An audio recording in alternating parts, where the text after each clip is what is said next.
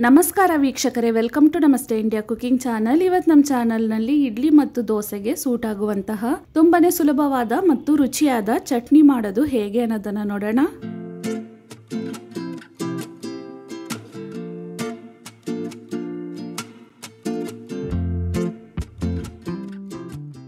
ನಾಲ್ಕು ಜನರಿಗೆ ಸಾಕಾಗುವಷ್ಟು ಚಟ್ನಿಯನ್ನ ಮಾಡ್ತಾ ಇದ್ದೀನಿ.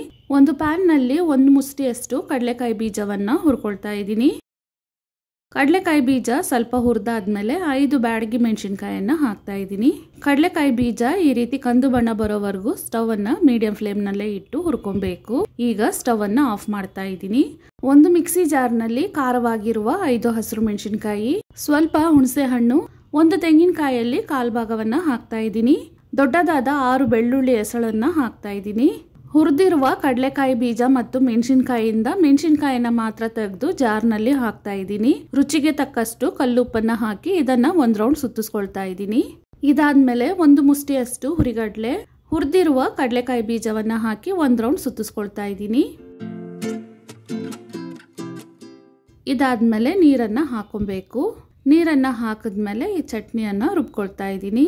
ಚಟ್ನಿಯನ್ನ ರುಬ್ಬಿ ಆದ್ಮೇಲೆ ಸ್ವಲ್ಪ ಕೊತ್ತಂಬರಿ ಸೊಪ್ಪನ್ನ ಹಾಕಿ 1 ರೌಂಡ್ ಸುತ್ತಿಸ್ಕೊಳ್ತಾ ಇದ್ದೀನಿ. ಇವಾಗ ರುಚಿಕರವಾದ ಚಟ್ನಿ ತಯಾರಾಗಿದೆ. ಇದನ್ನ ಹಾಗೇನು ತಿನ್ಬಹುದು, ನೀರನ್ನ ಸೇರಿಸಿ ನೀರ್ ಚಟ್ನಿ ಆಗಿನೂ ಮಾಡಿ ತಿನ್ಬಹುದು. ಈ ಚಟ್ನಿಗೆ ನಾನು ಒಗ್ಗರಣೆಯನ್ನ ಹಾಕ್ತಾ ಇಲ್ಲ, ಹಾಗೇನೆ ಚೆನ್ನಾಗಿರತ್ತೆ.